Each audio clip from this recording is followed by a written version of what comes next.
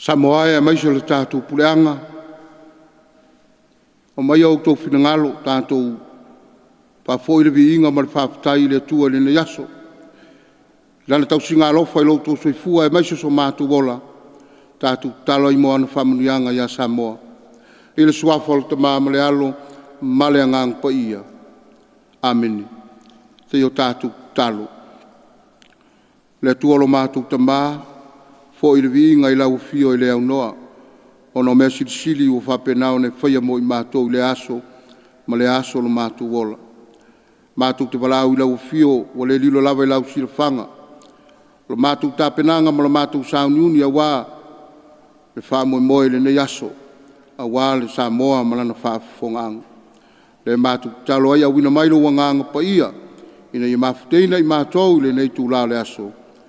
La upu fola, la whapenao na mātou whalongolongo ai. Ia whailea o se waila au, whangu mai pēia i mātou, ina i o mātou fia pēia i whalongo, maola i la upu. Fio mai a lau fio i le sauninga nei, ono lo lava suafa Yesu o mātou wole ma wala au tuai nei. Amene. Te o tātou vi atu i le tua i lona viinga.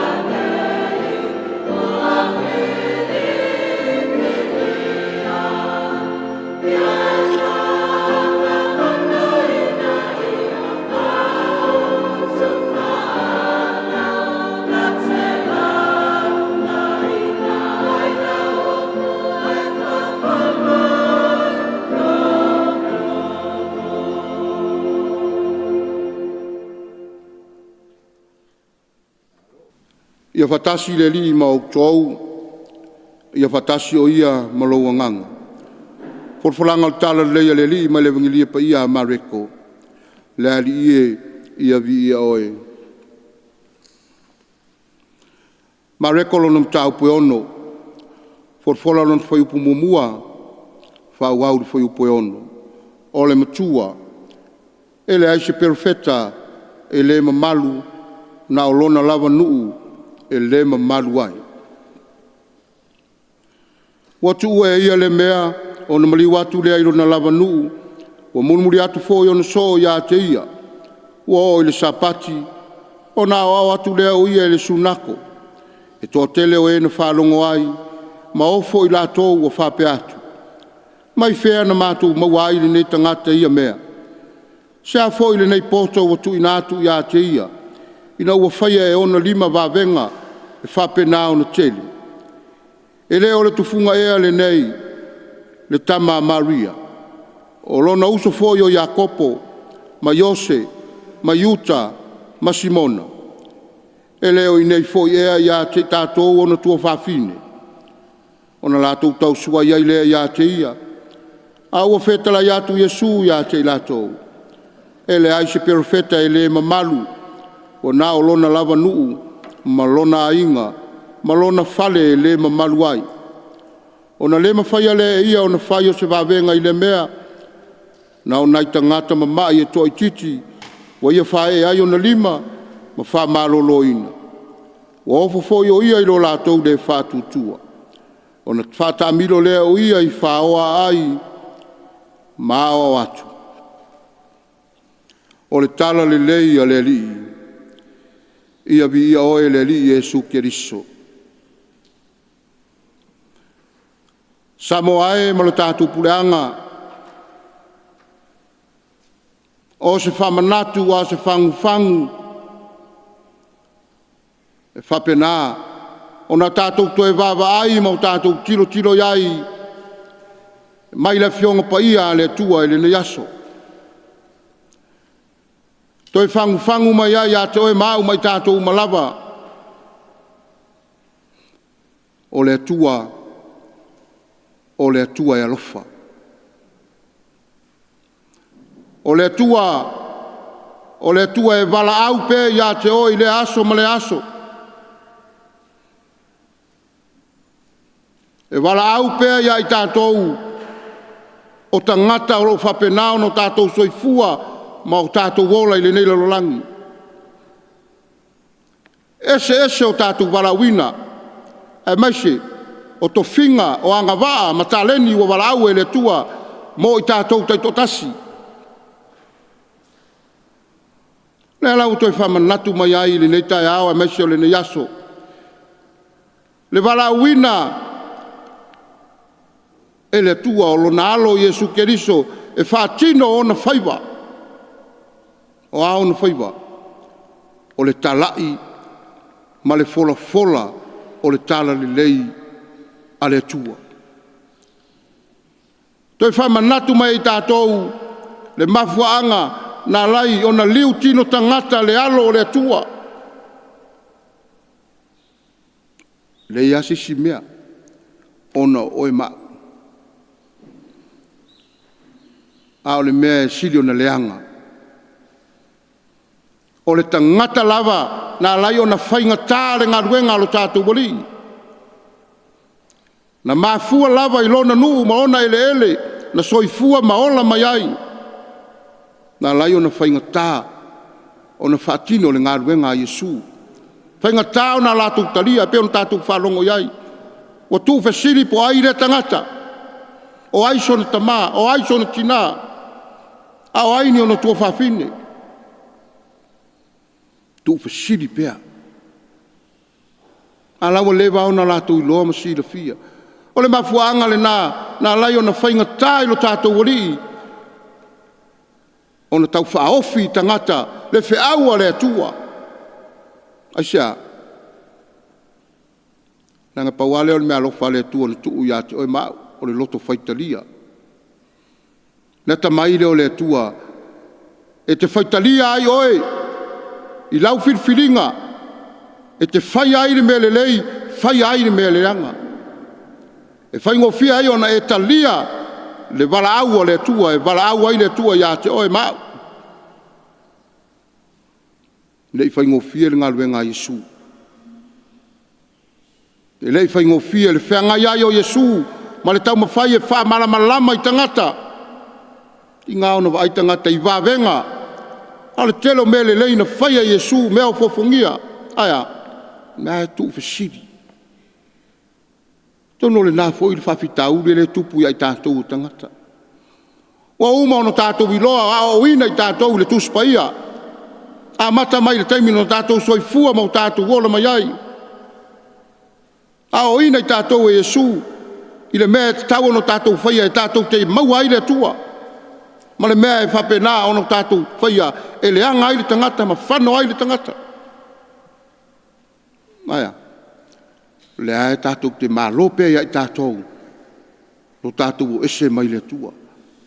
Tātou te leo mālama pea, o lo tū whesiri pea i tātou le te leo taimi. Po le whele mea tātou te aono tātou sawawari ai. A le ale mea tau ono tātou whaia. A lewa uma, ona whaasino mai e le tua. E ala ia o onga Yesu, e mai so le Ekalesia, O le mele tātou te mau ai le ola, o le tātou wō i le tua. O le mele tātou te whano ai, o le whai o le angasala. Tātou marama lama le lei. Ele ngol whawhitauri ale o le tangata. E ti ngā ona marama lama mai loa, ai whai ale me le anga. Whai ale mea e le tusai ma le whina ngalo o le tua. Le whetala Iesu. E le aise perofeta e le mamaru. Na o lona lava nu e le mamanu ai. Sa o le lei. E voi ai mātou. Ngā ruenga le tua o mātou ta se ai. Tate latu ai lo tanu e tate langona a. E tate le mamaru ai. Asia, langa lai tiro tangata. I lata tū ma lata anga o mea tate whai o malama lama i tangata ia teia. Ai maiso i tātou. Ai ele i whai au na whaki a Iesu. Ele i ma whai au na musu a Iesu sa whai a pēra lana ngā ruenga. Pētalia e tangata pele ai. Whai a pēra ngā ruenga a Iesu. O le wala au ma le whamanatu nā mo i tātou sa moa i le ne yaso. Upu fola le tua. I nā mālamalama ia, mausta ia, tu sai ma le walawina o wala au ai le tua ia te oe. Ina ia whaile me le lei, ai tūn me le anga. E au tātuk te whainga tā ina le ngā ruenga le tua. O ele nae, e te fia e soifua mai ola i le pōngi sā, ma ele mālamalama, ia o tātou i loa le taui. A leo toi whamanatu mai e Iesu i lana evangelia o lana upu fola i lene yaso. Samoae ma lau whāwhongwhonga. A wane i ngalo ia i tātou lo wala wina. Lewa ona wala au le tua ia te oe to fia oe le tā leni ma le anga wā. E meiso le telo me alofa le tua fuai mai mo i tātou. A o ina i tātou le tūspaia. E meiso i tātou Katoliko le telo sakalameta. Awa onga le Ekalesia e whamanatu mai e tātou. A le tātou te tūwhasili. Tātou te le mālama lama lava. Ana whapea tātou te mālama lama. Tātou tumul whalsale nei. Whapea tātou te mālama lama. E leo to iaini misa mani taua. E meise, o le mau aisa lele o sa iri solo i tonu si o tātou utunu. Au tātou malama i le tua. A meiso le wala au ai oe mau e le tua i tā leni ese. Whapena pe ono tātou maua whamuianga mai a te i. Io le nārwhi au mo i tātou rene yaso sa moa meiso le tātou pureanga. Uma ona whama malu le tua i ai tātou. A mai ai le tamari anga o le tua i tātou te soifua mo tātou wolai. O i tātou o tangata ola. O i tātou tangata e whai o tātou mawhawhau. Ina i o tātou i loa ona soifua maola e tusa ai ma lona whinangaro. Whamanua mai le tua ele ne yaso. E meise o lana upu o tātou tōmatawina e whapena ona whamanatu ma whangu mai pēa i tātou. E mea e ao no tātou soifua ma o tātou olai. Amen. Te o tātou talo. Ia le atua lo mātou ta mā whaftai tele lo wang le lei. Tele lo alofa ia i mātou. Le ngata i le telo au mea alofa fua i fua. A o lau upu fola. Whapena o no mātou tali sua i pei le aso ma le aso. Whasino mai pei ia i mātou. Le au whātutua e meiso si o mātou o tunu nei. Le mea mātou te ao no mātou sawa variai. Ai pei te iane le tua. Tele lo alofa ma lo wang le lei. A le whaiwa alofi lima o le tangata o le sese ma le angisala. Mātou talo pele li ie, whawhitaia oe. Na e whaia le langi ma le larolangi e meiso mea umalava. Whailonga wa aia ia o lo wang le lei. Na e whaia le tangata i lo whātusa. Pale li o au ngā luenga mamana. Mea umaia e mātou te loa ai le tua. E le mawhai o na e tūla fo ina i mātou lau whanau. Ai mātou talo pea ma talo sangaina. Tō whai lau fionga le tua lo mātou tua mamana. Whamanuia e so mātou o tunu unei. lingi mai au whamunianga, mai whapena, o na tau mamao ma sio mātu watunu, ni mala e maise, o ni whitena inga ma ni bebesi, a le malanga le maliu ma le oti. Ono le tele o mau whaalawe lawe o mātu wa ia ili nei lalorangi. Le tua pui pui Samoa, i lo wang le lei mo lo walofa. Whamanuia le mātu pureanga, whamanuia i sio mātu Ekalesia, e maiso le mātu Matagaluega, ai mātu umalawa o whapena o na whafonga mai le nei aso. I ei pe whapunianga mana lo tātou utua.